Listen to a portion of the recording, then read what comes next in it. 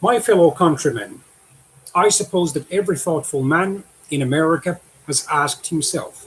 during these last troubled weeks what influence the European war may exert upon the United States. And I take the liberty of addressing a few words to you in order to point out that it is entirely within our own choice what its effects upon us will be, and to urge very earnestly upon you the sort of speech and conduct which will best safeguard the nation against distress and disaster. The effect of the war upon the United States will depend upon what American citizens say and do. Every man who really loves America will act and speak in the true spirit of neutrality, which is the spirit of impartiality and fairness and friendliness to all concerned. The spirit of the nation in this critical matter will be determined largely by what individuals in society and those gathered in public meetings do and say, upon what newspapers and magazines contain, upon what ministers utter in their pulpits, and men proclaim as their opinions on the street. The people of the United States are drawn from many nations, and chiefly from the nations now at war. It is natural and inevitable that there should be the utmost variety of sympathy and desire among them with regard to the issues and circumstances of the conflict. Some will wish one nation, others another, to succeed in the momentous struggle. It will be easy to excite passion and difficult to allay it. Those responsible for exciting it will assume a heavy responsibility for no less a thing than the people of the United States, whose love of their country and whose loyalty to its government should unite them as Americans all, bound in honor and affection to think first of her and her interests, may be divided in camps of hostile opinion, hot against each other,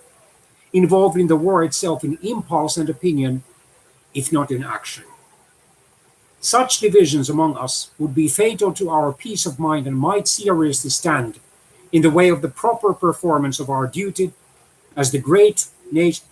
one great nation at peace, the one people holding itself ready to play a part of impartial mediation and speak the counsels of peace and accommodation, not as a partisan, but as a friend. I venture, therefore, my fellow countrymen, to speak a solemn word of warning to you against that deepest, most subtle, most essential breach of neutrality, which may spring out of partisanship, out of passionately taking sides. The United States must be neutral in fact, as well as in name, during these days that are to try men's souls. We must be impartial in thought as well as in action,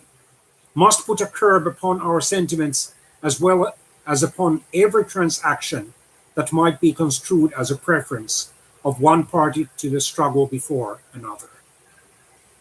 My thought is of America.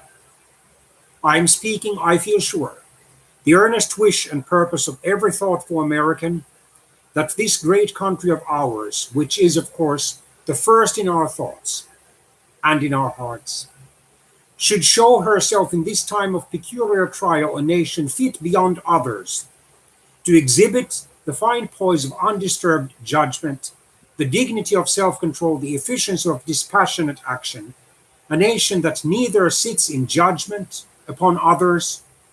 nor is disturbed in her own counsels, and which keeps herself fit and free to do what is honest and disinterested and truly serviceable for the peace of the world. Shall we not resolve to put upon ourselves the restraints which will bring to our people the happiness and the great and lasting influence for peace we covet for them?